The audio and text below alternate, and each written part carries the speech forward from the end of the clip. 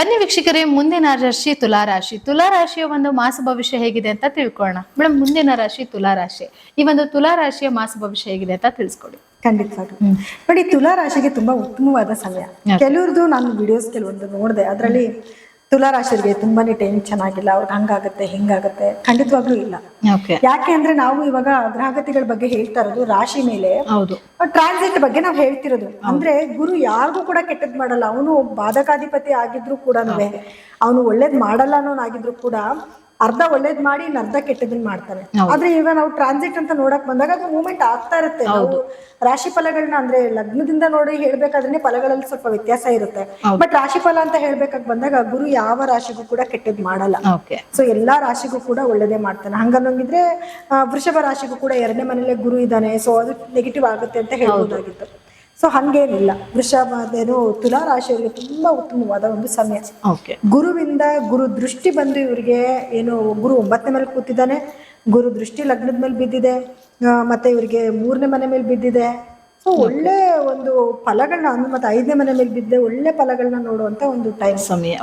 ಮುಖ್ಯ ಗುರುಬಲ ಬಂದಿದೆ. ಸೊ ಹಂಗಾಗಿ ಎಲ್ಲ ಮದುವೆ ಹುಡುಕಾಡ್ತಲ್ಲಿದ್ದಾರೆ, ಅವರೆಲ್ಲರಿಗೂ ಕೂಡ ಒಳ್ಳೆ ಟೈಮ್. ಮನೇಲಿ ಶುಭ ಕಾರ್ಯಗಳಾಗುವಂಥದ್ದು, ಮಕ್ಕಳಿಂದ ಇವಾಗ ಯಾರಾದ್ರೂ ತುಲಾ ರಾಶಿಯವರಿದ್ದು ಅವ್ರ ಮಕ್ಕಳು ಮದುವೆ ಏಜಿಗೆ ಬಂದಿದ್ದಾರೆ ಅಂದ್ರೆ ಅವ್ರ ಮದುವೆ ಫಿಕ್ಸ್ ಆಗುವಂಥದ್ದು, ಮಕ್ಕಳಿಂದ ಒಳ್ಳೆ ಫಲಗಳನ್ನ ನೋಡ್ಬೇಕಾಗಿ ಬರುತ್ತೆ. ಅಂದ್ರೆ ಇವ್ರಿಗೆ ರಾಹು 5ನೇ ಮನೇಲಿ ಇರೋದ್ರಿಂದ ಮಕ್ಕಳಿಂದ ಕೆಲವು ನೆಗೆಟಿವಿಟಿ ಕೂಡ ಆಗ್ತಾ ಇರುತ್ತೆ. ಅವ್ರು ಬೀಳೋದು, ಹೇಳೋದು, ಏಟ್ ಮಾಡ್ಕೊಳ್ಳೋದು ಅದು ಕೂಡ ಆಗ್ತಿರುತ್ತೆ. ಆದ್ರೆ ಗುರು ದೃಷ್ಟಿ ಬೀಳೋದ್ರಿಂದ ಅದರಲ್ಲಿ ಕೆಲವೊಂದು ರೆಡ್ಯೂಸ್ ನ ನೋಡ್ಬೋದು. ಅಂದ್ರೆ ಕಮ್ಮಿ ಆರೋಗ್ಯದಲ್ಲಿ ಸ್ವಲ್ಪ ಚೇತರಿಕೆ ಕಂಡುಕೊಡೋದು, ಅಥವಾ ಏನೋ ಆರೋಗ್ಯ ಸಮಸ್ಯೆ ಇರುತ್ತೆ, ಅದಕ್ಕೆ ಪರಿಹಾರಗಳು ಸಿಕ್ಕಿರೋದಿಲ್ಲ. ಆದ್ರೆ ಇವಾಗ ಅವ್ರಿಗೆ ಆ ಸಮಸ್ಯೆಗೂ ಕೂಡ ಪರಿಹಾರ ಸಿಕ್ಕುತ್ತೆ. ಯಾಕಂದ್ರೆ ಗುರು ದೃಷ್ಟಿ ಇದೆಲ್ಲ ಏನು 5ನೇ ಮನೆಯಲ್ಲಿ ರಾಹು ಇರೋದ್ರ ಬಗ್ಗೆ ನೀವು ಮಾತಾಡ್ತಾ ಇರೋದು. ಅಂದ್ರೆ ಮಕ್ಕಳ ಆರೋಗ್ಯದಲ್ಲಿ ಸಮಸ್ಯೆಗಳು ಬಂದ್ರು ಕೂಡ ಅದಕ್ಕೆ ಒಂದು ಪರಿಹಾರ ಇವರಿಗೆ ಸಿಗ್ತಾ ಹೋಗುತ್ತೆ.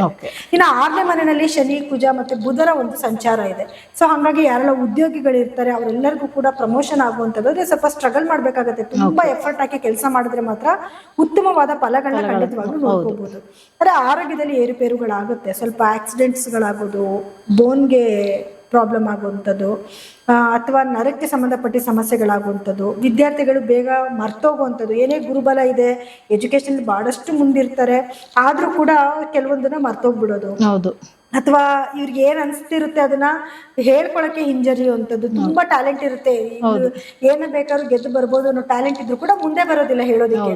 ಈ ರೀತಿ ಕೆಲವು ಸಮಸ್ಯೆಗಳನ್ನ ಎದುರಿಸ್ಬೇಕಾಗಿ ಬರುತ್ತೆ. ಆರೋಗ್ಯದಲ್ಲಿ ಏರುಪೇರಂತೂ ಇದ್ದೇ ಇರುತ್ತೆ.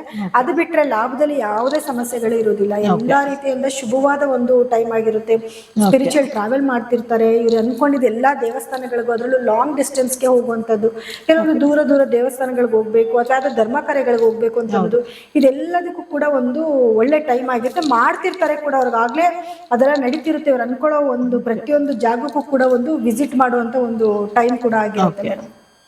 ಹಾಗಿದ್ರೆ ಈಗ ಕೆಲವೊಂದು ಆರೋಗ್ಯದ ಸಮಸ್ಯೆ ಆಗುತ್ತೆ ಅಂತ ಹೇಳಿದ್ರೆ, ಆ ಒಂದು ಸಮಸ್ಯೆಗೆ ಇವರು ಪರಿಹಾರ ಅಂತ ಮಾಡ್ಕೊಳ್ಳೋದಾರೆ ಯಾವ ಪರಿಹಾರ ಮಾಡ್ಕೋಬೇಕು? ನೋಡಿ ಮೇಡಮ್, ಇವರು ಧನ್ವಂತರಿ ಮಹಾವಿಷ್ಣುವಿನ ದೇವಸ್ಥಾನಕ್ಕೆ ಹೋಗಿ ಅರ್ಚನೆ ಮಾಡಿಸ್ಕೊಂಡ್ ಬರ್ಬೇಕಾಗತ್ತೆ. ಇವರು ಪ್ರತಿ ಶನಿವಾರದ ದಿವಸ ಅಥವಾ ಬುಧವಾರದ ದಿವಸ ಹೋಗ್ಲಿ.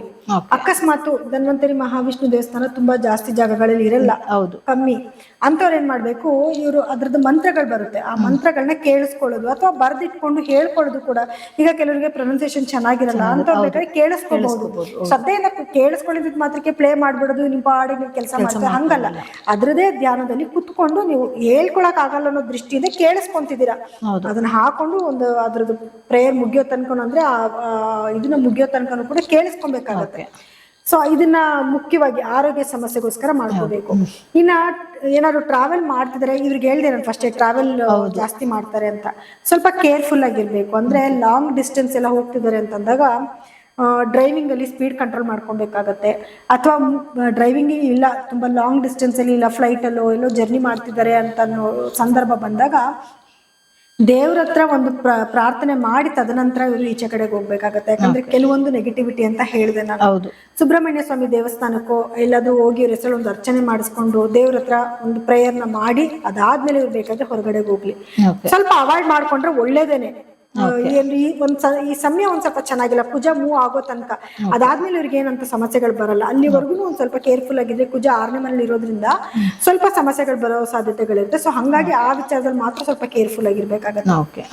ಇನ್ನು ಇದಿಷ್ಟು ಬಿಟ್ರೆ ಇನ್ನ ಎಲ್ಲಾ ಗ್ರಹಗಳ ಒಂದು ಸ್ಥಾನಮಾನ ತುಂಬಾ ಚೆನ್ನಾಗಿದೆ. ಆದ್ರೆ ಶುಕ್ರ 8ರಲ್ಲಿದ್ದಾನೆ. ಸೊ ಅದ್ರಲ್ಲಿ ಒಂದ್ ಸ್ವಲ್ಪ ಇವ್ರಿಗೆ ಯುಟ್ರಸ್ ಪ್ರಾಬ್ಲಮ್ ಬರುವಂತದ್ದು, ಗಂಡ್ ಮಕ್ಳಿಗಾದ್ರೆ ಗುಪ್ತಾಂಗಗಳಲ್ಲಿ ಸಮಸ್ಯೆಗಳು ಬರೋ ಚಾನ್ಸಸ್ ಇರುತ್ತೆ.